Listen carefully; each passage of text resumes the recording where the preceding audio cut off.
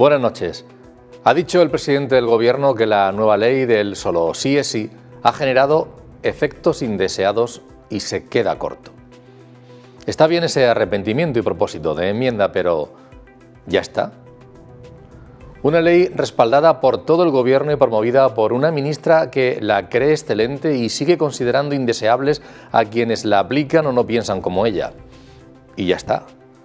Una ley que nunca debió ver la luz, porque ya ha beneficiado a más de 400 condenados por delitos sexuales y está generando sufrimiento y frustración en muchas mujeres que han sufrido acoso o violaciones.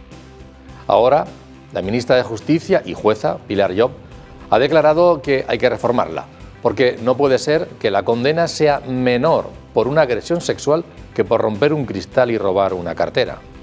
La calificará a la ministra Irene Montero de facha y machista por querer modificar la ley. Pero es que el remedio, que no podrá tener efecto retroactivo, como se tienen que poner de acuerdo los socios para salvar la estabilidad del Gobierno, estará para dentro de un mes. Y mientras seguirán las excarcelaciones. Y ya está.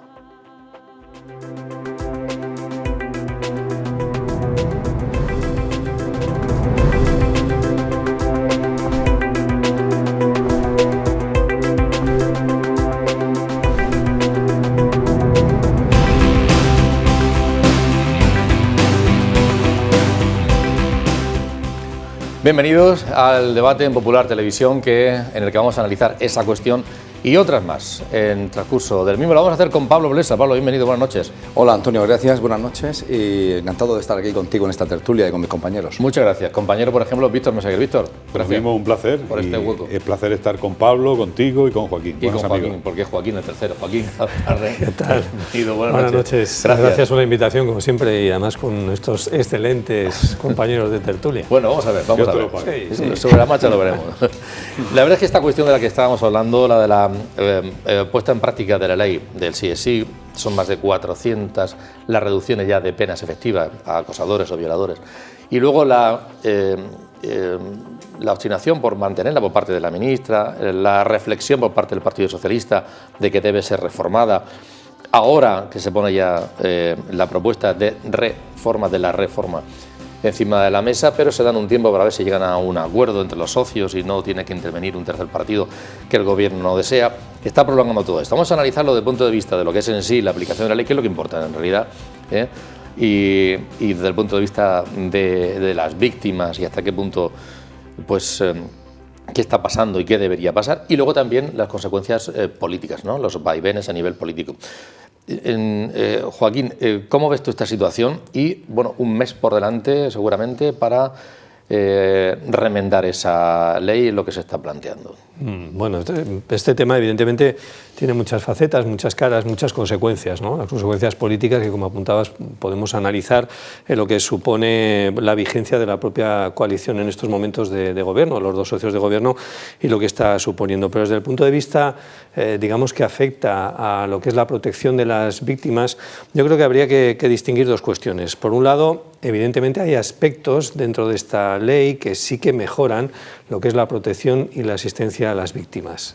Yo creo que en eso podemos establecer que incluso hay un consenso, digamos, casi generalizado en estas cuestiones. Hay cuestiones que se han mejorado, que se han perfilado, que se han acotado para ganar en mayor protección a las víctimas de la violencia machista o la violencia de género. Pero está ese tema, ese escollo, que yo creo que ahora dice, es que esto no se preveía. Evidentemente, en la voluntad del legislador no podía estar el favorecer a los agresores frente a las víctimas, pero sí hay una responsabilidad, volviendo un poco al tema político, de haber previsto que determinado cambio en el concepto de la desaparición de los abusos sexuales y ampliarlo a un concepto más amplio de la agresión, rebajando la horquilla por la parte más alta de las penas para meter en un mismo saco toda una serie de delitos que hasta entonces estaban divididos, evidentemente ahí alguien falló. Y alguien falló por no escuchar probablemente a los que entienden de esto, que son evidentemente quienes entienden de la jurisprudencia y los expertos jurídicos a los que parece que no se consultó. Y que probablemente hubieran dado la voz de alarma a tiempo diciendo, oigan, ¿han ustedes previsto esto que puede pasar? Ahora mismo estamos en un proceso de reforma de esta ley. Se va a intentar evitar por parte del Partido Socialista que se mantenga esta situación. Evidentemente, cuando entre en vigor la reforma de la ley será distinto, pero hasta que no entre en vigor la reforma de la ley se van a seguir revisando sentencias y va a seguir habiendo rebajas de condena. Eso hay que asumirlo. Es decir, el cambio de la ley no va a evitar lo que vamos a seguir viendo en los próximos meses. Será de aplicación para los nuevos casos que surjan a partir de la entrada en vigor de la ley. Eso hay que tenerlo también claro, ¿no? Es decir, no vamos a subsanar, no se puede subsanar la situación que se está viviendo en estos momentos, ¿no? Vamos a ver, este dislate tiene muchas aristas y hay que analizarlas. Para empezar, yo quiero responder a la pregunta de Joaquín. Hay un responsable clarísimo, que es el presidente del Gobierno, que es el responsable de todas las acciones del Gobierno. Porque acordaros que esta ley surge porque en la condena de La Manada se nos antojó poco la condena de 9 años. Bueno, si se nos antoja poco la condena de 9 años y hacemos una ley que lo que consigue por la vía de los hechos es rebajar la condena, algo hemos resuelto mal. Condena 9 años, pero luego el Supremo la elevó a 15, con lo cual la actuación judicial, los órganos judiciales la enmendaron. Pero fíjate, el problema ya no es, que son varios análisis los que yo quiero introducir. En el caso de los delincuentes sexuales, el tema ya no es la condena. Por cierto, las condenas españolas de media son superiores a las condenas que se establecen en otros países de la Unión Europea, sino qué hacemos con este tipo de delincuentes. Es decir, la condena es todo, basamos todo al derecho penal, el derecho penal y el derecho penitenciario no tienen otro instrumento. Para empezar, intentando ser honesto, se le puso un mal nombre, porque decía la reforma del sí es sí, y la reforma sigue siendo sí es sí. Pero a mí eso me parece lógico. El consentimiento es un elemento básico en cualquier actividad que tiene que ver con estos temas, con la agresión o el abuso sexual. Lo único que hace la reforma del Gobierno es que introduce que haya violencia e intimidación, y en esos casos, si hay violencia o intimidación, el hecho probado ya no tiene que ser el consentimiento. ¿Qué es lo que ha hecho el Gobierno con la reforma? ¿O qué pretende hacer el Gobierno con la reforma? Lo que señalaba acertadamente Joaquín. Hay una técnica jurídica que esta señora no se podía saltar porque a ella le diera la gana. No se puede jugar con el Código Penal para hacer amigos, para reclutar votantes. El Código Penal tiene una sistemática muy sencilla. Los que somos penalistas y criminólogos sabemos que al final la actuación de los jueces no deja de ser un silogismo aristotélico. Premisa mayor, premisa menor y conclusión. Premisa mayor, Víctor ha matado a alguien. Premisa menor, que mata a alguien tiene esta condena. Conclusión, te aplico esta condena. Son fundamentos de derecho. Hechos probados, que es donde está la clave, y la conclusión.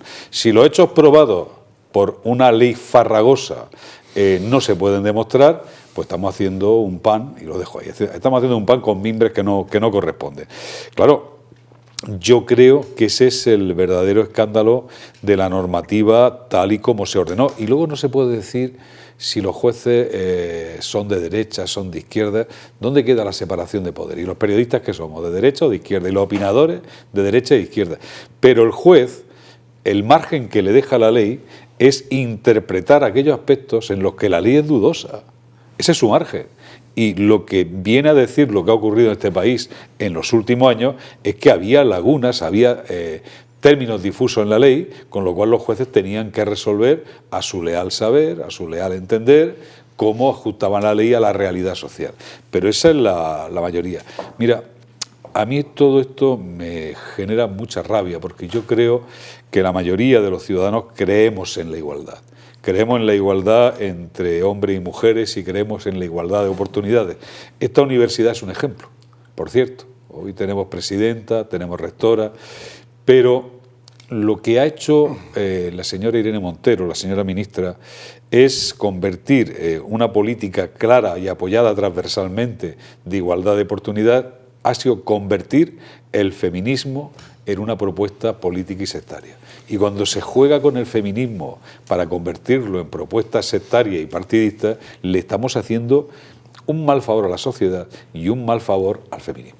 Parte del feminismo, porque hay también discrepancia en ese sentido, Pablo. Bueno, al origen tenemos la soberbia y la estulticia. La soberbia política y la estulticia de no, con la cantidad de medios, de consultores, el posible uso, contratación de catedráticos, de expertos, para hacer una ley que no tenga estos defectos técnicos. Evidentemente la ley es chapucera precisamente por soberbia y por estulticia. Y luego tenemos las buenas intenciones. Entre las buenas intenciones, obviamente, no podemos achacar a que tanto, porque aquí no nos olvidemos de algo, no es solo la ministra Montero, ministra de Igualdad. Esta ley es copropietaria el Ministerio de Justicia, la ministra Jobs, que ahora se escandaliza de la ley que ella presentó junto a la otra ministra. O sea, es una ley presentada por los dos ministerios y por las dos ministras, no solo por Irene Montero. Entonces también es corresponsable. Y en último extremo, como ha dicho muy bien Víctor, el último responsable ineludiblemente es el presidente del gobierno. Entonces, las intenciones son buenas, porque es cierto, vamos a ir un poco al pequeño ámbito en el que esta ley acierta. Es una evolución positiva en algunos ámbitos, en la protección de la mujer, y en el segundo, el transferir al consentimiento, es decir, que no haya que demostrar que la persona que ha sido víctima de abuso o de violencia sexual no tenga que demostrar esos hechos, sino que si no ha habido consentimiento explícito, entonces el culpable es culpable. No hay que entrar en un debate técnico presentando indicios de si ha habido violencia o no. Que precisamente la reforma que acaba de presentar el gobierno, ese ámbito también se introduce. Pero ¿qué ocurrió? Hay de partida un error garrafal, y es que en el anterior ley, en el Código Penal, había una diferencia entre el abuso y la violencia. El abuso pues era obviamente todo aquello que no entrañaba, por decirlo explícitamente, la violación y la penetración. Entonces había una pena por abuso de 1 a 3 años y por violación de 3 a 5. ¿Qué hicieron? Redujeron esos dos delitos, los fundieron y redujeron la pena máxima a 4 años. Y ahí está ya el origen del problema. ¿Cuál es el problema técnico fundamental? Después de las intenciones, buenas intenciones, están los hechos. ¿Y los hechos qué son? Y esto es importante, 400 presos que han salido, es decir, 100 prácticamente por mes, y aquí hay otro elemento. La ministra Montero no solo es que se equivocó porque presentó una mala ley, técnicamente mala, es que se equivocó porque cuando la ley empezó a demostrar su falla y que los criminales sexuales empezaban a abandonar las prisiones beneficiándose del hecho de que en el derecho penal el reo se beneficia de un trato mejor cuando la ley cambia retroactivamente, lo que ocurre es que en vez de asumir, y ahí está la soberbia, la torpeza, dice que todo un estamento fundamental de nuestro Estado de Derecho, los jueces, son machistas. Y ahora vamos a los hechos. Todos los tribunales de justicia de las 17 comunidades autónomas tienen casos y han reducido penas a agresores sexuales o los han excarcelado, todos. Pero es que el gobierno español, o sea, el presidente del gobierno, tenía la esperanza de que el Supremo crearía jurisprudencia y ahí sería el final del problema. Pero es que el Supremo, que ha tenido entre manos el caso de la Arandina, el grupo de jugadores de fútbol que violaron a una menor, vemos cómo ha dicho, no, yo con la ley anterior hubiese podido castigar con más años a esta gente y ahora con menos. Otro elemento de esta otra lista de esta ley, la violencia que se ha generado en el propio gobierno entre el grupo minoritario, es decir, Unidas Podemos, y el Partido Socialista. Y un presidente del gobierno que tiene que intervenir y decir, vienen ustedes, ministra de Justicia, ministra de Igualdad, reúnanse y solucionen este problema. Vamos a analizar esas cuestiones, has introducido varias, pero por ejemplo, es verdad que la ministra de Justicia ha señalado, es jueza, además la ministra Jobs ha dicho que no se trata de interpretaciones, es que está mal planteado, claro, lo dice ahora, es una contradicción sin duda alguna, y que no se trata de los jueces, sino que se trata del planteamiento de la ley. Pero esas acusaciones permanentes acusaciones permanentes de machista a los jueces y demás, pues desde luego ha enfadado a los jueces. La semana pasada, voy a recordar un fragmento nada más del magistrado Andrés Montalbán sobre esa ley todavía en vigor. No solamente es ideológica, es una ley sectaria y es una mala ley. Parte de la base, dice que el centro está en el consentimiento, como si antes, en la anterior legislación, el centro no estuviera en el consentimiento, estaba exactamente igual, estaba en el consentimiento también. Pero ahora quieren modelar el consentimiento de alguna manera. La manera, vamos a suprimir los abusos y toda esa agresión. Entonces, el toque subrepticio en el autobús. Las gotas que te echan en la bebida y si te ponen un cuchillo en el cuello son todo violencia, entonces hay que moderar las penas, todos son violencia y son todos iguales. De ahí pasan a lo que va a ser el problema real de esta ley, que va a ser el problema del consentimiento, de probar el consentimiento, porque por mucho que quieran, los elementos del delito tienen que estar probados todos para condenar a alguien.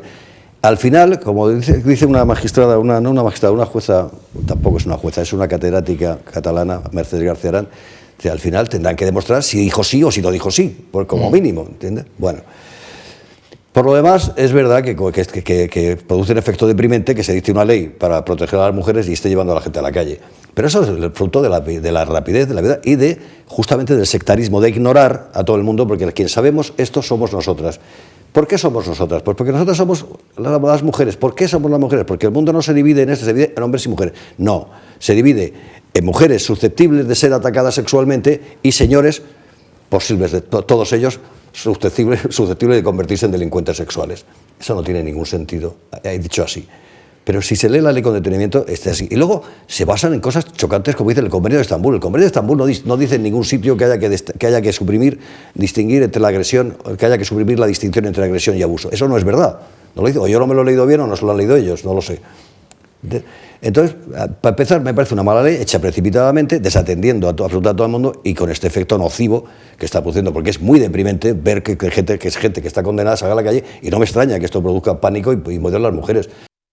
Precisamente esa situación deprimente se refería a ella, la letrada del CABAS trabaja con estas mujeres víctimas de violencia de género, Cristina Sánchez. Recordamos un fragmento.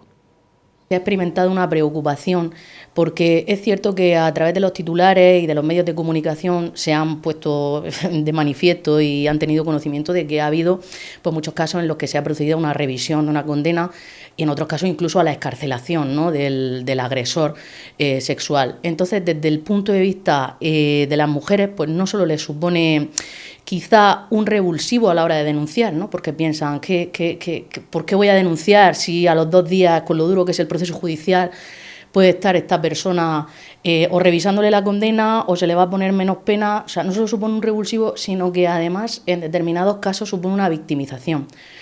Porque ven, con lo duro que ha sido el proceso, lo que les ha costado denunciarlo y por lo que han pasado en ese proceso judicial, que es bastante duro para ellas, pues luego ven como ese castigo que al final sabemos que no, para muchas mujeres no es el fin último, ese castigo, ese resarcimiento, pero sí que es algo que es muy importante para ellas. Y eso pues ha generado bastante revuelo y entre nuestras usuarias, pues lógicamente preocupación y muchas veces desasosiego, ¿no?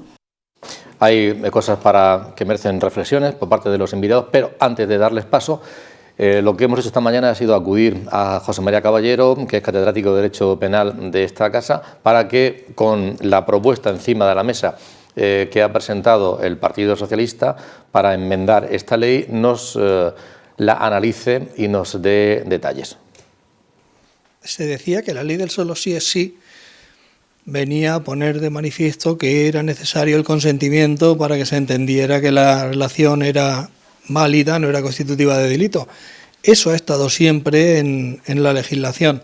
En la legislación anterior ya existían los delitos de abuso sexual, los delitos de agresión sexual, en los que el consentimiento era lo que delimitaba lo que podía ser una práctica absolutamente normal de una práctica ilegal como era el delito de abuso o de agresión sexual. En realidad la propuesta del Partido Socialista lo que hace es volver a la situación anterior.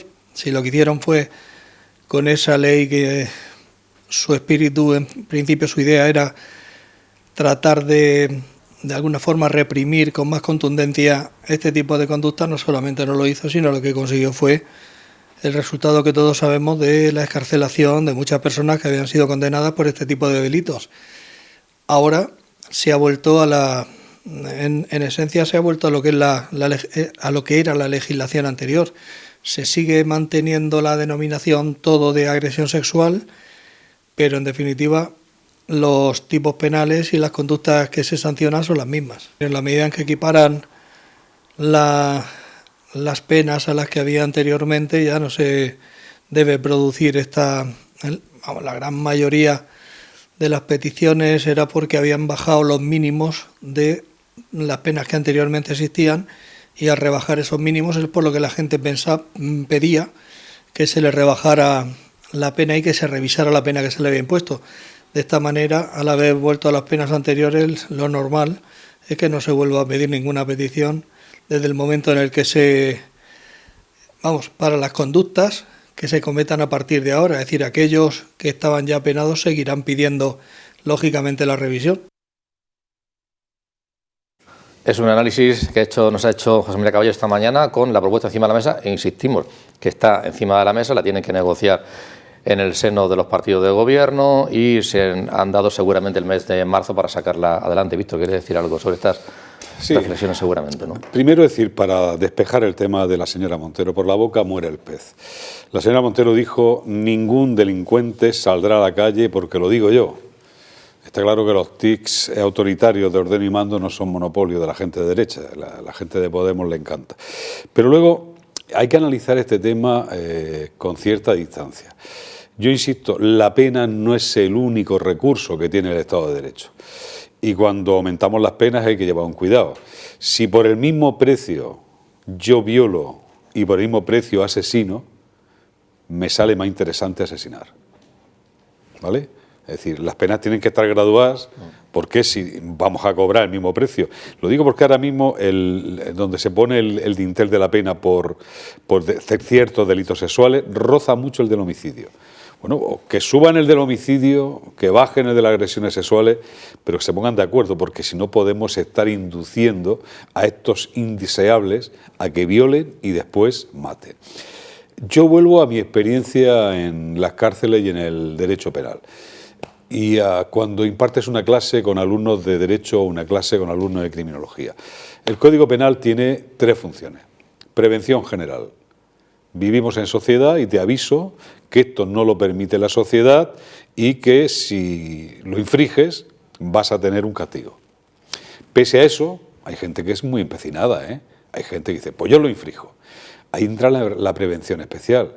Y en la prevención especial es, vale, ya tenemos al delincuente, ya lo tenemos condenado, ¿ya está todo hecho? No, sinceramente no. Mira, os cuento 2 experiencias carcelarias, sin poner nombre, porque no debo hacerlo.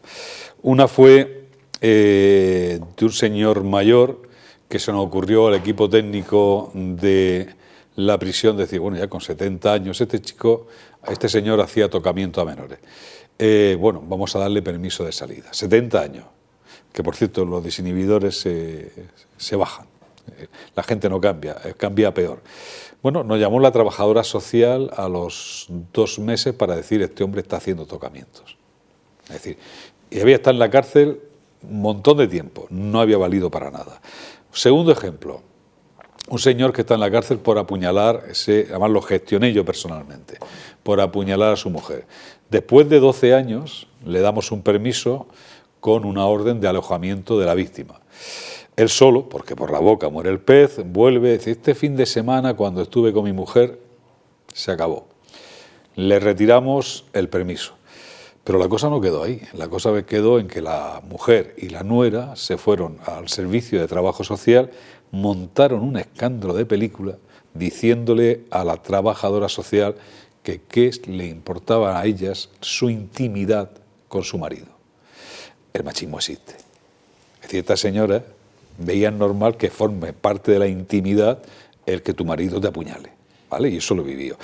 Pero es que hay soluciones, es decir, para empezar, en un tema tan sacrosanto, Antonio, no hay que reformar la Constitución, sí hay que reformarla.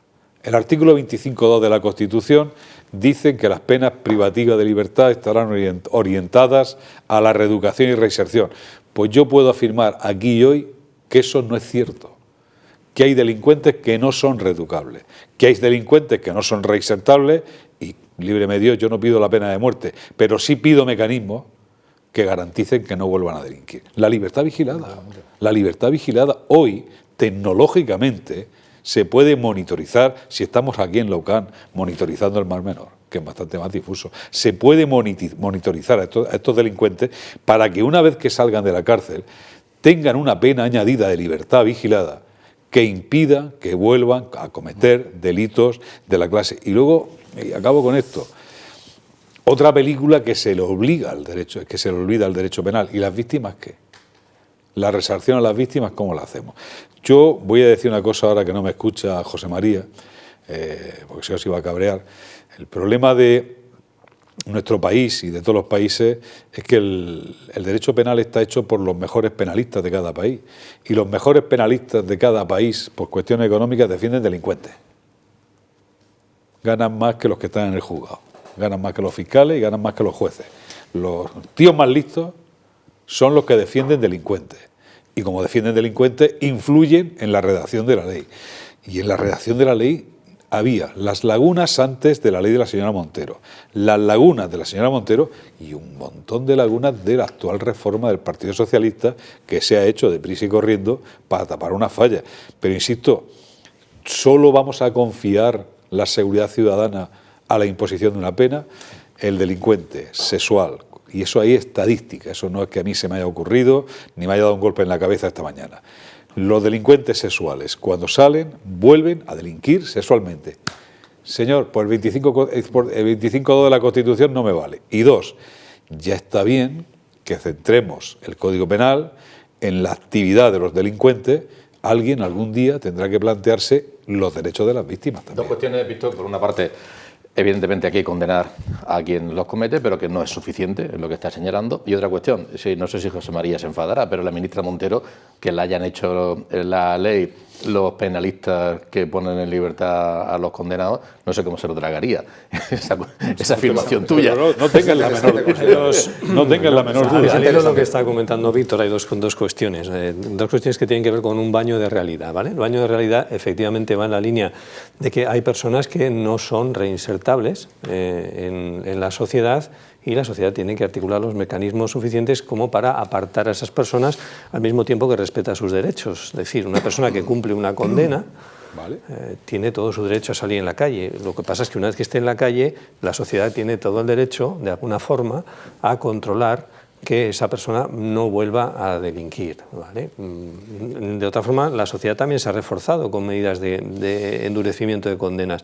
La sociedad pidió y respalda mayoritariamente la prisión permanente revisable para determinados delitos que bueno, pues han movido de alguna forma, que esa es una crónica del fracaso del 25.2, la conciencia de las personas. Y luego el segundo baño de la realidad es que los medios electrónicos están bien, pero no son suficientes para evitar los delitos. Y me voy a remitir a un asunto que se ha puesto como si fuera, o se ha vendido, entre comillas, como si fuera la salvaguardia de las mujeres amenazadas de ser víctimas por parte de sus agresores.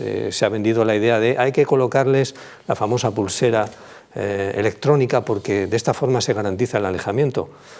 Bueno, hay mucho escepticismo respecto a eso, porque la capacidad de respuesta a una violación flagrante de ese alejamiento, es decir, cuando suena la pulsera, vamos a llamarle así, la capacidad de respuesta para evitar, desde el momento en el que suena la alarma de la pulsera, que realmente se produzca la agresión es mínima, ínfima o por no decir casi nula, porque no hay suficiente capacidad de respuesta por parte de las fuerzas de seguridad del Estado como para estar respondiendo en cuestión de ¿cuánto? ¿1 minuto? ¿2 minutos?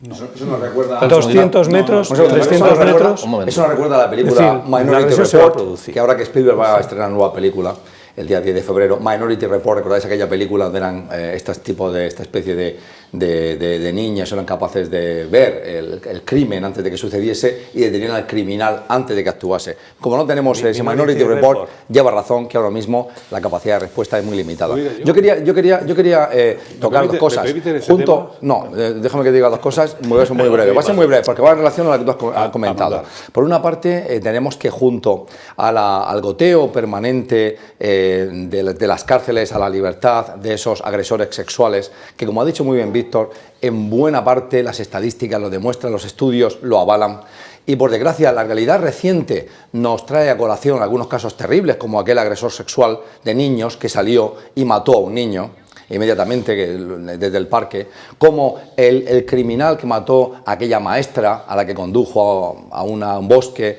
eran vecinos, y la violó y la asesinó.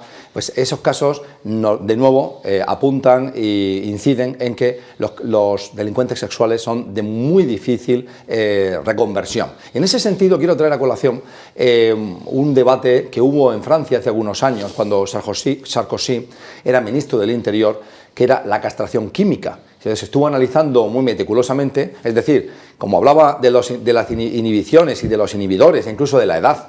La castración química consiste en, obviamente, inocularle a un delincuente sexual una serie de componentes químicos de forma que la libido desaparezca y no haya impulso sexual. El problema está en que, ciertamente, el agresor sexual lleva la agresión en la cabeza, porque en el fondo es más que un placer físico, es mental, ¿no? Es esa enfermedad mental que ellos conllevan, y que es terrible pensar que hay 400 personas ahora potencialmente delincuentes, pero junto a la salida de los 400 delincuentes, aquí hay que incluir, hay que traer a esta mesa, introducir en el debate por qué Pedro Sánchez ha actuado al mismo tiempo con falta de celeridad, pero luego con contundencia. La falta de celeridad la ha apuntado antes. Él esperaba que el Tribunal Supremo aplicase una jurisprudencia que evitase la sangría, la salida de la cárcel de los delincuentes. Pero por otra está la riada de votos que están descomponiendo las opciones de gobernar del Partido Socialista y sus opciones de ganar en las elecciones autonómicas, municipales y eventualmente presidenciales. Y por eso al final Pedro Sánchez dio un golpe en la mesa y forzó a las ministras a intentar negociar y no lo consiguieron. Y no lo han conseguido hasta ahora. Pero fíjate, yo ese tema, Pablo, lo he trabajado académicamente. Para empezar, y aquí me voy a ir a un caso práctico. En Murcia ahora mismo, en instituciones penitenciarias, hay 300 pulseras. Por cierto, la coordinadora general de esas 300 pulseras es mi mujer. Las pulseras sí tienen capacidad de decir. Disuasorio, pero no van a evitar. No, lo que pasa es que también tenemos que hacer una reflexión sobre si cada uno hacemos la parte que nos toca. Porque si la pulsera te avisa a 5 kilómetros de distancia, y los funcionarios de la Fuerza y Cuerpo de Seguridad, de instituciones penitenciarias, del Ministerio, ejecutan correctamente el protocolo, ya os digo yo que no llega al sitio. No llega al sitio. Hay capacidad, y hay capacidad incluso, hay capacidad. Si hay capacidad de enchufar este teléfono apagado y de esposar a un tío y sujetarlo a distancia también, si de eso hay capacidad, pero tenemos que invertir dinero y tenemos que creérnoslo. Y, ojo, igual no es la tecnología última o suficiente, ya vendrá otra. Y luego, por cierto, en el tema de castración química, que ha sido en los países nórdicos un debate que se tuvo en su día, yo tuve el placer de codirigir una tesis doctoral. Bueno, eso acabó en una auténtica locura. Es decir, los violadores, cuando tenían la castración, violaban con juguetes. Como bien dice Pablo, la violación está en la cabeza. Violaban con juguetes, que eso sí que ya lo hemos descartado de la ciencia criminal como una solución. No digo que haya soluciones perfectas. Lo que digo es, la pena no es suficiente. La pena tenemos que tabularla para no confundirla con delitos mayores. Es decir, hay un dato real y no viene mal que lo recordemos. Las penas por este tipo de delitos son inferiores en la mayoría de los países de la Unión Europea, lo cual no quiere decir que haya más violaciones. Lo que hay es, aparte de la pena, otras soluciones. Y eso tenemos que ser conscientes de que se puede hacer. El control telemático, si se aplica bien, si se aplica eficientemente, da capacidad. Porque mira, el control telemático, os digo cómo consiste. 2 meses antes de salir el delincuente, se avisa a la familia. Se le pide a la familia que marque un radio de protección. Y la pulsera comunica vía GPS cualquier acercamiento a ese radio, y lo hace con la suficiente capacidad de tiempo para que se pueda acceder y abortar la situación. Y en el caso que tú decías de la maestra, si ese indeseable el indeseable Cortés hubiera tenido un control GPS, nos habríamos ahorrado mucho disgusto. Porque tardó la justicia en averiguar que había sido él, Sí, sí. lo que no estaba escrito y estaba allí. Y estaba frente a su casa. Vamos con dos cuestiones más. Yo no sé hasta qué punto este asunto, todo este debate que está en la opinión pública y además calando muchísimo, va a influir luego pues en los partidos. Está influyendo. Hablaba Pablo de cortar ese chorro de pérdida de votos y si va a ser algo que va a estar durante la campaña, pero se ha referido a una pre-campaña que ya ha comenzado aquí en la región de Murcia, además lo ha hecho con fuerza porque este fin de semana pasado ha estado aquí Irene Montero. Por cierto, vamos a ver qué decía sobre este asunto, se obstinaba en él, y Núñez Feijóo, que hablaba también sobre agua, dos temas candentes. Vamos a escucharlos a los dos. No tenemos un acuerdo con el Partido Socialista, tenemos una discrepancia fuerte en torno al consentimiento. Nunca he estado más dispuesta a llegar a un acuerdo y estoy dispuesta a ceder con tal de que tengamos una respuesta unitaria como gobierno ante esta ofensiva contra la ley del solo sí es sí. Pues la mayoría de los jueces han aplicado bien la ley y el derecho transitorio, y no han rebajado las penas. Pero hay una minoría de jueces que sí, que han aplicado mal la ley. Y yo quiero comprometerme y en primer lugar me comprometo a no actuar en el asunto del agua como está haciendo el gobierno de Sánchez. En segundo lugar, me comprometo a no decidir nunca con criterios ideológicos o con criterios partidistas, sino con criterios basados en el máximo rigor.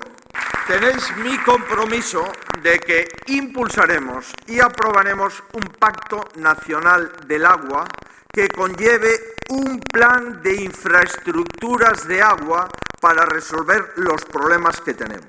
Y le hemos planteado nuestro apoyo para diseñar una agenda internacional, una agenda de Estado durante la presidencia de turno de la Unión Europea en el segundo semestre del año 23. Hemos vuelto a demostrar que somos un partido de Estado, que nos interesa España, que no estamos en la política para destrozar a ningún adversario, sino que estamos en la política para construir un gran país. Han estado ya, este fin de semana viene Abascal, por cierto, de Vox, a la Plaza de Toros de la Condomina, y el tema, este asunto del sí es sí dará mucho que hablar durante estas próximas fechas, y el tema del agua, yo no sé qué os parece a vosotros, pero la incredulidad sobre qué se va a hacer, quién lo va a hacer, cuándo lo va a hacer, a mí para mí es enorme, Joaquín. Sí, dos consideraciones al hilo de lo que hemos escuchado. Si la ministra Irene Montero dice que los jueces han aplicado mal la ley, hay mecanismos que debe utilizar o bien el propio Ministerio de Igualdad o bien Podemos para denunciar a esos jueces y demostrar que han aplicado mal a sabiendas la ley. Eso se llama prevaricación, como apuntan bien, que lo haga, es decir, que no lo venda demagógicamente, sino que cite los casos concretos y los denuncie, que hay mecanismos suficientes, o el Ministerio de Igualdad o Podemos. Punto primero. Punto segundo, las declaraciones de Alberto Núñez Feijóo, mirar el gobernante que en este país, me da igual el color político que tenga, consiga poner de acuerdo a todo el mundo en un pacto nacional del agua, o voy a ir a otro asunto, la financiación, un nuevo modelo de financiación autonómica, si es capaz de conseguir esas dos cuestiones, yo creo que se merece las mayorías absolutas. Pero ni va a haber pacto nacional del agua, ni va a haber probablemente nuevo modelo de financiación autonómica.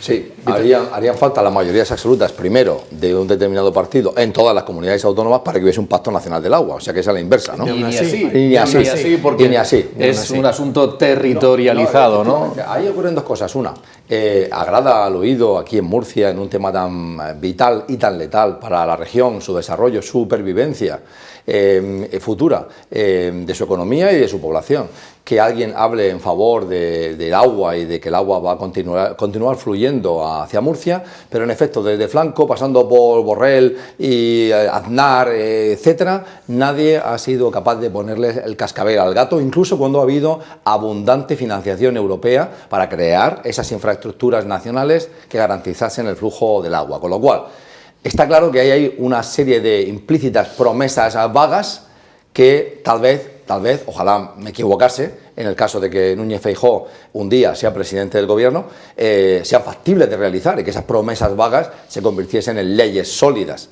Eso por un lado. Respecto a la Montero, hablaba antes de soberbia y estulticia, ahora podemos añadir demagogia. En su fracaso con la ley del sí es sí, vemos la soberbia que ha demostrado muy bien en su intervención nuestro magistrado de cabecera, Montalbán. Hay una soberbia absoluta, a quién le consultas, con quién has hablado, cómo has analizado, la prisa que es una mala consejera y para legislar aún más. Y luego vemos esa insistencia en culpabilizar, ahora ya limita, ¿no? Ya no dice los jueces son machistas, ahora dice muchos jueces lo han hecho bien y una minoría lo ha hecho mal. Pero de nuevo, como está diciendo Joaquín, pues mire usted tiene la obligación de denunciar a esos jueces. Campaña electoral, muchas encuestas, pero yo creo que nadie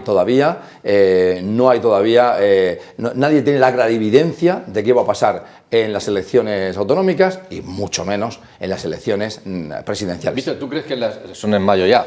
¿Hasta qué punto van a pesar en la opinión pública asuntos nacionales como este, que está muy candente, los medios de comunicación además influyen mucho y está permanentemente dándosele vueltas? También la gestión del coronavirus, de la pandemia, que se nos ha olvidado, pero fue dentro de la legislatura. El tema de la inflación, de los precios, de las hipotecas, o analizar realmente asuntos más regionales de aquí, de asuntos realmente de cómo el gobierno regional ha gestionado esta legislatura y, por tanto, evaluarlo y enfrentarlo a las elecciones. ¿Qué asuntos crees tú que van a pesar más? Fíjate, esa pregunta es más de Pablo que mía, y te voy a decir por qué. Lo que nos vamos a enterar los ciudadanos es lo que estos sean capaces de dar a conocer en la campaña. Las campañas son esenciales y son ese acto de comunicación íntimo con la ciudadanía. Para empezar, en los dos vídeos que has puesto, dos consideraciones. Lo de la señora Montero, con todo el respeto, una estupidez, insisto. Los jueces interpretan las leyes. Si las leyes tienen lagunas, no tienen otro remedio que hacerlo a su buen entender. Quien ha hecho mala ley es ella. Es decir, igual que pasó con la manada, igual que ha pasado en muchos casos en la historia de nuestro derecho penal. Hagan ustedes leyes claras y precisas y los jueces la aplicarán. Tengan la ideología que tengan. Aquí la ideología, por cierto, tiene que ver muy mínimo. Un juez, yo me acuerdo de otras leyes controvertidas a los que los jueces mostraron un rechazo inicial y que después han tenido un desarrollo placentero, tranquilo. Los jueces aplicaron la ley y funcionó. Y luego, sobre el tema del agua, ahí sí que soy un poco más, es decir, me quedo un poco más perplejo, ¿no? Es decir, porque aquí todo el mundo ha tenido oportunidad de hacer esa interconexión de Cuenca, ese plan, pero lo que es cierto y verdad es que lo va a hacer siempre el que está en la oposición, que cuando llega al gobierno no lo hace. Mirad, hay un detalle, si nos metemos ahora quiero hacer un ciclo de publicaciones sobre programas electorales, fíjate, la posición más contundente que hubo en este país fue en un gobierno de Felipe González, que se hablaba de interconexión de Cuenca, sí, que iba más allá del Tajo. El único partido que está asumiendo la interconexión de Cuenca hoy es Vox. Lo digo, si queréis lo repito, es Vox. Es el único. El Partido Popular no. El Partido Popular ha tenido que matizar su discurso en función que hable en Murcia o que hable en Castilla-La Mancha. Lo que le hace falta a estos políticos es ser hombres de Estado y decidir que hay cosas que son cuestiones de Estado, no son cuestiones a negociar con las comunidades autónomas. Hay ciertas políticas que yo como ciudadano, como elector, como español, quiero que me las resuelva el Estado español. Y ya autonómicamente hablaremos de lo que le toca a cada autonomía. Por cierto, a la pregunta que tú me hacías, pues sí, si son capaces de ponerlo en valor, pues tendremos que analizar por esta sinrazón que ha sido el sí o sí, por esta deuda pendiente desde hace mucho tiempo en el ámbito hidrológico, ¿por qué no? Por los ERTE, por cómo este país ha podido evitar despidos millonarios y que la gente siguiera cobrando un trabajo y comiendo todos los días. Habrá que preguntarse por qué las grandes empresas financieras y energéticas odian tanto al presidente del gobierno, por qué el bonus ibérico, pero es que eso lo tienen que explicar ellos, no yo, que soy un tertuliano. Es decir, pero lo que son nacionales.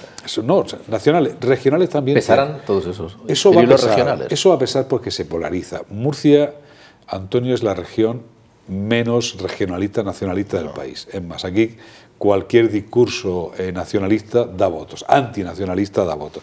No, pero aquí Tajo, es decir, retos de cambio climático, Yo estoy convencido de que hay que ver cómo solucionamos el tema de la agricultura, pero no olvidemos la mayor. El cambio climático está ahí y está para quedarse, y eso va a afectar al sector alimentario y va a afectar, por ejemplo, al Mar Menor. Cambio tecnológico, que va a afectar a los empleos y desempleos de nuestros estudiantes, a los empleos y desempleo. Es decir, si algo ha hecho bien esta universidad, y eso se puede atribuir a la vicerrectora y a Samuel Mendoza, es la revolución tecnológica que estamos viviendo. Es decir, porque el futuro pasa por ahí, porque los futuros empleos posiblemente ni los conocemos. Cambio demográfico. ¿Estamos dispuestos a aceptar nuevos españoles? Nuevos españoles no para que trabajen, para que nos cuiden. Y paguen las pensiones. Y paguen las pensiones. Cambio geopolítico. ¿Qué vamos a hacer con el norte de África? ¿Seguir recibiendo dinero de Europa para levantar las vallas más altas o practicamos políticas de codesarrollo? Pero fíjate, para mí el reto más importante, el capital humano, un reto en el que está implicado esta universidad. El futuro de esta región, me voy a permitir, no va a depender tanto del AVE, del agua, de las comunicaciones, va a depender de lo que los chicos nuestros lleven en sus mochilas: conocimiento, experiencia, redes, no tener miedo al cambio, tener amor al emprendimiento. Es decir, el futuro de esta región lo estamos construyendo hoy en estas paredes. Y ahí es donde el gobierno regional también tendría que plantearse un apoyo, en el ámbito de la formación profesional, en el ámbito de la formación secundaria y en el ámbito de la formación universitaria. Vamos a hacer analizar todo eso. Y luego ya para acabar, sí, lo del AVE. Lo del AVE, a mí me parece, por cierto, aquí sí puedo hablar en primera persona. Yo me reuní con Tomás Zamora, con Pepe Bono y con José Luis Romero en el Palacio de Fuencisla para vendernos la moto de Álvarez Casco de pasar el tren por Cuenca, que 3 días después se consagró en San Esteban. Que no se le olvide eso a nadie.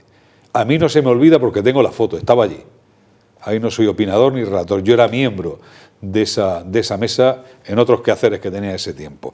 Ahí se inflige, yo creo que el mayor atentado a la eficiencia en las comunicaciones por alta velocidad. Se anunció a bombo y platillo en San Esteban, en una reunión a la que vino el señor Casco, vino el señor Bono, estaba el señor Ramón Luis y estaba el presidente de la Comunidad Valenciana. Dicho eso, pues, hombre, yo entre lo que tenemos y lo que había, me sigo quedando con lo que tenemos, pero mi mayor preocupación no es esa. Mi preocupación es la interconexión de ciudadano y mercancía con Europa y con el norte de África. Mirar, yo puedo hablar porque tengo familia ahí. Los chicos que viven en París ya no vienen a España por avión, ya no van a Barcelona por avión, van en AVE. Se ahorran dinero y tiempo. Bien. Volviendo un poco a lo que estabas planteando, Antonio, vamos a ver, bueno, lo del AVE se vendió en su momento que iba a tardar entre Murcia y Madrid, pasara por Cuenca o por donde pasara, 1 hora y 51 minutos, cosa de la que ya nadie se acuerda, evidentemente con los tiempos que hay ahora. Sí, no, la que tuvisteis vosotros allí, sí, y luego la que hubo en el Palacio de San Esteban, donde estuvieron los presidentes autonómicos. Volviendo un poco a las cuestiones de qué es lo que va a influir o no en las elecciones. Hombre, evidentemente en lo que son las elecciones municipales hay un sesgo importante de personas, de nombres y apellidos, y fundamentalmente porque parte del electorado focaliza su preferencia no en unas siglas de partido, sino en las personas, ¿no? Es decir, ahí, por ejemplo, el Partido Popular sale con la ventaja del nombre de José Ballesta, mucho más implantado que el nombre de José Antonio Serrano en el caso del Partido Socialista, por no hablar ya de las otras opciones, ¿no? Con lo cual ahí se parte con un plus de ventaja en ese tipo, y el ciudadano en esas municipales también tiene el efecto arrastre de lo que va a votar en las elecciones autonómicas, pero no siempre, ¿eh? Siempre están los ejemplos que se ponen aquí en la región de Miguel Navarro, alcalde de Lorca, arrasando en Lorca y sin embargo perdiendo en Lorca las elecciones autonómicas. En cuanto a las elecciones autonómicas, evidentemente ahí el planteamiento que van a hacer los partidos, bueno, el Partido Popular lo tiene muy claro, es decir, la bandera del agua, la bandera del maltrato de Madrid, no solamente a la hora de eliminar, entre comillas, el trasvase, sino hablábamos del AVE, del maltrato en las infraestructuras, del maltrato en las transferencias del Estado por el mal sistema de financiación autonómica que hace que tengamos una educación que es el flanco débil que tiene este gobierno en la educación, la sanidad o las políticas sociales. No es por culpa nuestra, es por culpa de Madrid, que no nos tiene suficientemente mantenidos desde el punto de vista de las transferencias estos servicios, y ahí la estrategia del Partido Socialista va a tener que ser jugar a la contra. En principio lo tiene muy cuesta arriba frente, digamos, a ese discurso que penetra mucho más fácil en los electorados, ¿no? Es muy cómodo ir en contra de, más que vender ideas a favor de, ¿no? Y ahí la estrategia es complicada para el Partido Socialista, ¿no?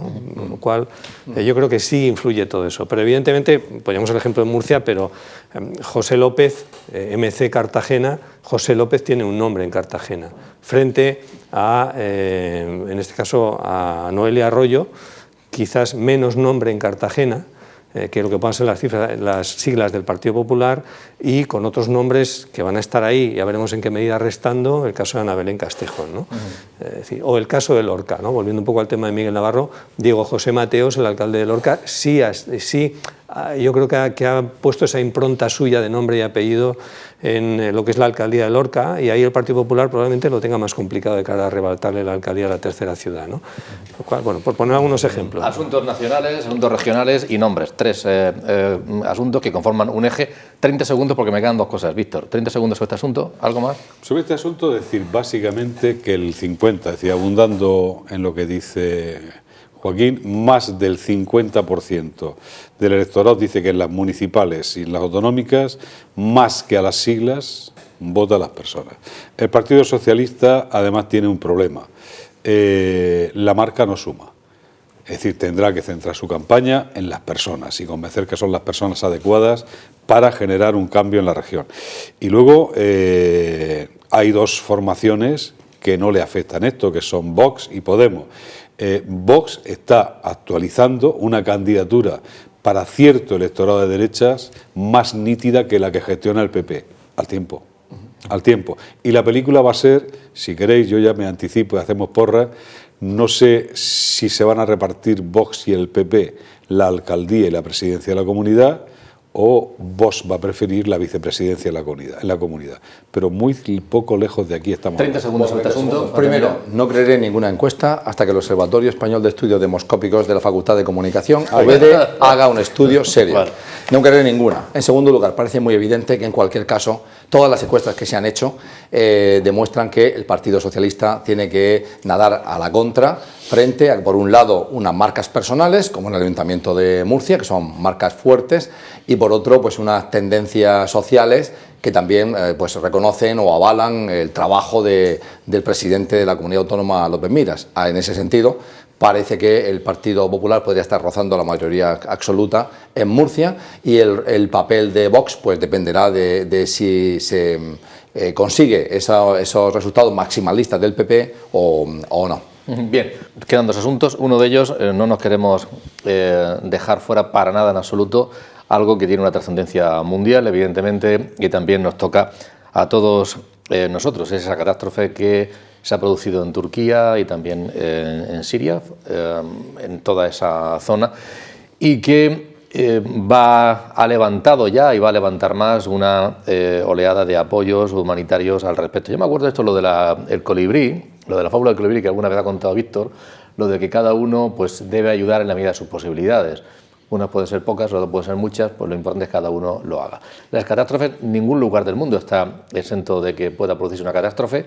En todos sus sitios se pueden producir, y evidentemente en aquellos donde están peor económicamente, pues las consecuencias son todavía mayores. Esas imágenes que están viendo ustedes nos ha mandado un profesor, un vicedecano de esta casa, Manuel Pardo, enfermero, que la verdad es que, hablando del colibrí, fue de madrugada el terremoto y a las 9:30 de la mañana me llamó y me dijo: Antonio, que me voy, que salgo a las 12 en un avión con Bomberos Sin Fronteras a intentar rescatar gente allí. Bueno, y salió de inmediato y nos está mandando algún material que les vamos a enseñar ahora.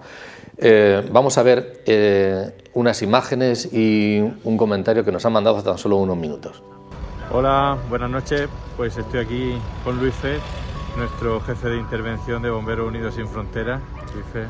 Hola, buenas noches. Nos encontramos en el Vistán, en la zona de catástrofe que nos han asignado, e incluso antes de llegar al campamento ya estamos interviniendo con los equipos de búsqueda y localización en un colapso que está a nuestras espaldas. Tenemos ya al responsable canino con las unidades trabajando in situ en el terreno. Bueno, familia, pues os mando un abracito grande. Pronto volveremos a la universidad, pronto volveremos al trabajo, pero ahora pues nos ha tocado estar aquí y apoyar. Para colmo de males para esta gente, además del terremoto, pues no sé si os habéis dado cuenta, pero está nevado, hace un frío terrible y bueno, pues vamos a seguir trabajando. Un abrazo. Un abrazo, un saludo.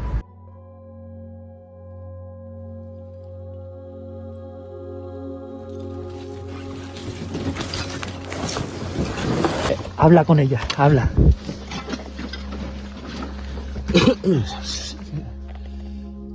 Sesimi duyan var mı?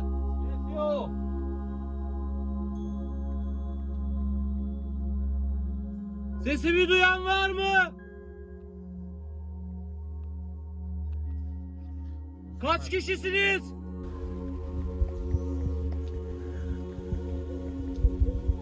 Confirmado 100%, hermano. Tres personas. Perfecto. Vamos a empezar. Está a la izquierda, ¿vale? Ahora vamos a decidir zona de entrada, ¿vale? Lo más importante ahora es iniciarlo bien, la dirección, porque eso nos puede hacer rebajar horas de trabajo.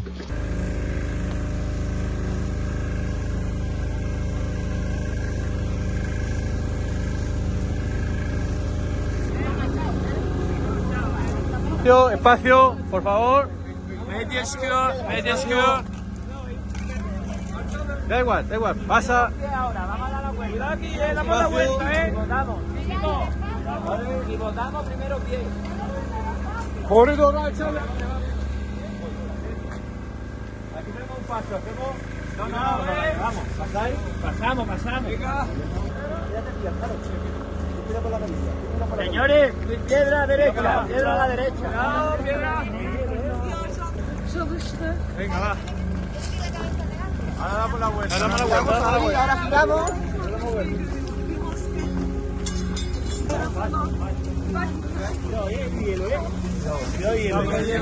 Hielo, cuidado.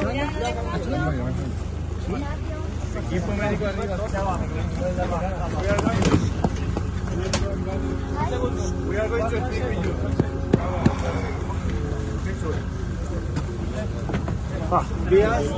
Okay. Who is speaking English? No problem. 15 grados bajo cero han tenido esta noche y hoy la temperatura más alta se espera que sea unos 4 grados, así que después de esa enorme catástrofe viene la siguiente y vendrá la siguiente lamentablemente. Ahí pues echar una mano y sentirnos solidarios de manera activa todos los que podamos. Joaquín. Sí, yo quería simplemente llamar la atención sobre una cuestión, ¿no? que nos golpea un poquito la conciencia de todos nosotros dentro de pensar en esa solidaridad. Desgraciadamente, aunque suene muy duro, en estas víctimas o las víctimas de este terremoto hay víctimas de 3 categorías. La primera, las víctimas turcas. Los países, la mayoría de la comunidad internacional se está volcando en ayudar a las víctimas del terremoto en Turquía. Hay víctimas de segunda, que son las víctimas sirias bajo el territorio que está controlando el gobierno sirio. ¿Por qué? Porque ahí se está volcando la ayuda de Irak, de Irán y de Rusia fundamentalmente. Y luego están las víctimas de tercera, que son las víctimas de la zona que está viviendo la guerra civil desde hace 10 años en Siria y que están ahora mismo intentando ser rescatadas por los cascos blancos, esos que actúan una especie de cruz roja, y las pocas organizaciones no gubernamentales, ONGs, que están en esa zona. El resto de la comunidad internacional no entra ahí por los conflictos, por ser una zona en conflicto y los problemas que hay.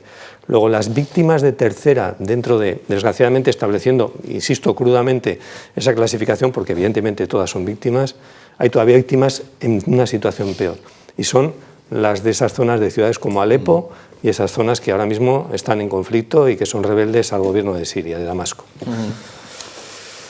Vamos a ver, yo el único terremoto que viví fue el de Managua y la gente de Managua, entonces gobernada por un gobierno de izquierda, dijo que vengan los marines. Esto se repitió en Haití, que vengan los marines.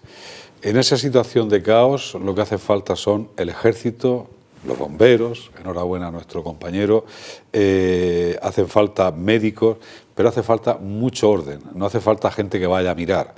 Yo creo que es como en la guerra, tiene que ir el ejército, los ingenieros, los bomberos y los que nos quedamos aquí tenemos que intentar preguntarles en qué les podemos ser útiles, pero sin estorbar. Yo en Managua, y lo digo honestamente, vi mucha ONG estorbando. No estaba tan de moda entonces lo de los selfies, pero sí las fotos.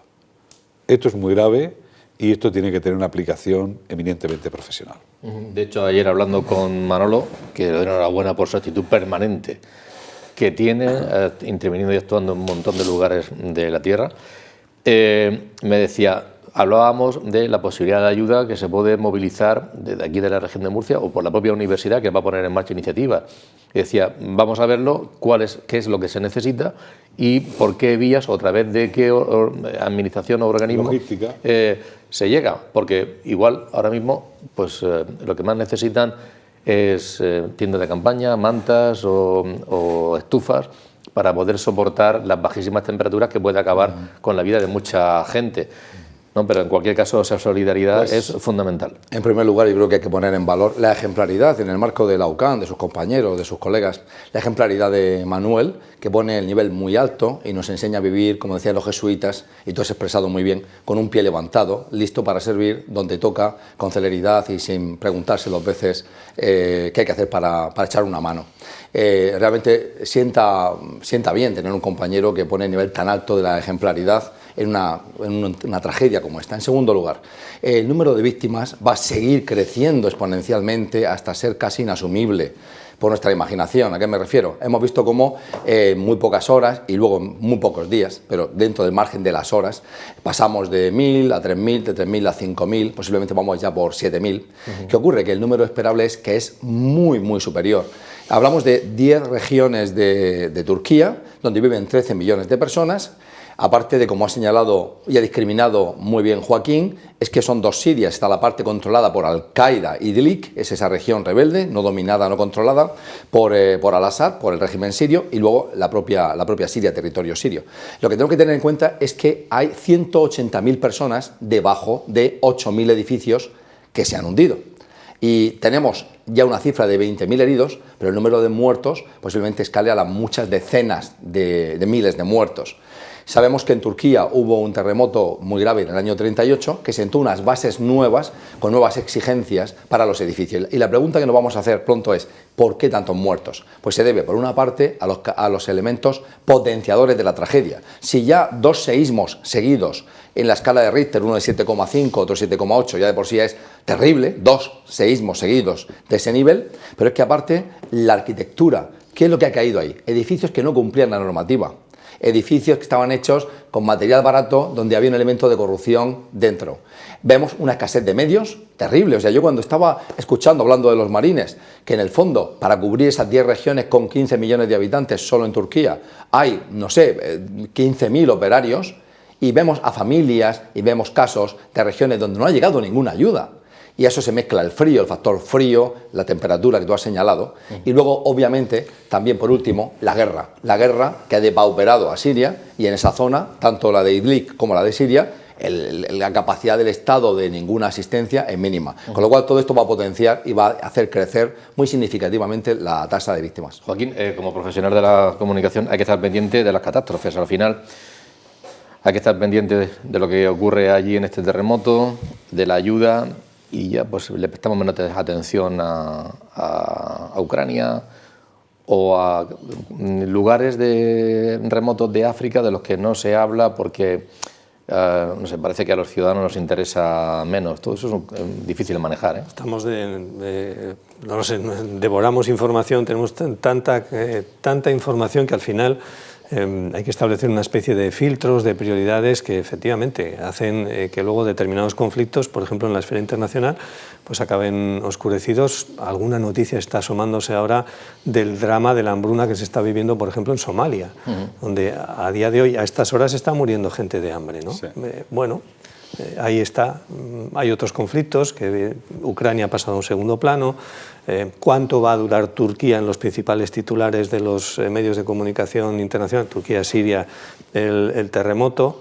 ¿Qué es lo que sucederá? No sé. Es decir, al final no se puede establecer una... Creo que Ucrania difícilmente pasa a segundo plano, al menos para mí. ¿Por qué? Estamos intentando captar el efecto que va a tener el embargo total al diésel ruso, tanto para Rusia como para nosotros, los europeos y los consumidores de diésel. Yo soy uno de ellos. Luego hemos visto la presencia de todo el Consejo de Ministros europeo, la Comisión Europea, en Kiev, dando un espaldarazo de apoyo moral y también, obviamente, ahora militar grande a los ucranianos, con la posibilidad de que un día, en muchos años, entren. Y luego, por último, están las ofensivas, que o bien se están produciendo y no están surtiendo el efecto. La ofensiva rusa, o sea, la inteligencia británica está diciendo que la famosa ofensiva rusa con más soldados no estamos viéndola porque está fracasando. Entonces, que está produciéndose, pero sin ningún tipo de penetración, más allá de esa lucha salvaje por esa pequeña localidad de Bakhmut. Yo con Ucrania, por el efecto también que tiene en nuestra vida aquí, en nuestra vida diaria aquí, nunca pierde su vigencia y soy un ávido lector. Ese efecto se ha ido relajando en lo que supone, quiero decir, toda gestión de estos acontecimientos pasan por el momento de la impresión, ¿no? Del flash, de los grandes titulares, de la sociedad que se vuelca en gestos solidarios, pasó con Ucrania. Y después está el impacto que tenga más o menos directamente sobre nuestras vidas, ¿no? Inicialmente, efectivamente, durante los primeros meses del conflicto de la guerra de Ucrania hubo una incidencia directa que estamos pagando, la inflación, los precios, los carburantes, pero quiero decir que eso lo hemos ido moderando de alguna forma, o modelando de alguna forma, ¿no? Con lo cual, bueno, la gasolina ya no está en 2 euros, ahora está en 1,60, los precios parece que empiezan a contenerse, al menos es lo que dice el gobierno, con lo cual alejamos otra vez el tema de Ucrania dentro de lo que puede ser nuestras preferencia de preocupaciones. En el momento que haya una noticia impactante en Ucrania o que vuelva a afectarnos directamente sobre nuestras economías ese conflicto, evidentemente volverá otra vez al primer plano de las preocupaciones, ¿no? Es decir, es egoísta gestionar así la información que consumimos desde el punto de vista de los conflictos, por ejemplo, pues sí. Y tiene que ver mucho con las emociones, sin duda alguna. Bien. Vamos, ojalá que sigamos siendo permeables en cualquier caso a todas esas situaciones y que seamos proactivos al respecto. Vamos a terminar ya, pero lo vamos a hacer con hoy jueves, un punto y final que vamos a poner hoy jueves en la Catedral de la Almudena de Madrid. Se ha celebrado una misa funeral por el alma de José Luis Mendoza, presidente, fundador y presidente de esta universidad, a la que han asistido muchas personas de aquí, de la universidad, de la región y también de Madrid, entre ellas la familia, por supuesto, de José Luis y su mujer, María Dolores García, que ha sido nombrada presidenta de esta universidad. Ese acto, esa ceremonia, insisto, en la Catedral de la Almudena, ha tenido lugar esta misma tarde, ha sido a las 7, y con ella les voy a dejar unas imágenes, aunque esta Casa Popular se hará eco de manera amplia de lo que ha ocurrido allí, pero vamos a dejarles con unas imágenes. Joaquín, gracias. Y un fuerte abrazo, tanto para la familia Mendoza como para toda la comunidad universitaria de UCAM. Gracias. Pablo. Gracias, es un momento muy emotivo para todos, lo sigue siendo, y todos echamos mucho de menos a nuestro presidente. Yo me gustaría comentar un pequeño tema, es decir, yo creo que cuando nos vemos aquí en la tertulia o cuando paseamos por la UCAM, somos conscientes de que estamos todos de luto. Un luto que, hombre, esencialmente lo lleva con más dureza su familia, con Lola a la cabeza, aunque creo que en parte todos somos familia de José Luis en esta casa, ¿verdad? Yo de vez en cuando voy a conversar con él, a echar un rato, ahora hablo más yo, y quiero resaltar lo que es para mí un tema muy importante y dentro de mis convicciones personales. Creo que José Luis, el gran ejemplo que nos deja, es un ejemplo de un camino hacia la santidad. Creo que José Luis ha seguido siempre las enseñanzas de Jesucristo en todo, pensamientos, sentimientos, palabras y acciones. No puedo dejar de recordar en este momento que una de sus principales características era la caridad. Y esa caridad informaba otras virtudes como eran la libertad. Es el hombre más libre que yo he conocido en mi vida. La humildad, la justicia, la laboriosidad, la obediencia al Papa y la alegría, porque también pasábamos momentos de risas, de pasarlo bien y con un sentido del humor yo creo que muy agudo. Insisto, un camino hacia la santidad que es una meta a la que estamos llamados todos los bautizados, pero que solo se alcanza en el cielo después de una lucha de toda la vida por este camino terrenal y con la ayuda de Dios. Sinceramente creo que el problema somos los que nos quedamos, porque Él está ahí, Él está arriba. Y los que nos quedamos necesitamos su apoyo y tenemos la enorme suerte de que Lola nos siga, Lola, su familia, su equipo, nos siga guiando en ese camino y nos siga guiando para trabajar en lo que José Luis siempre dijo que era la UCAN, una obra de Dios. Gracias a los tres y nos quedamos con esas imágenes. Nos despedimos, buenas noches, volveremos el próximo jueves.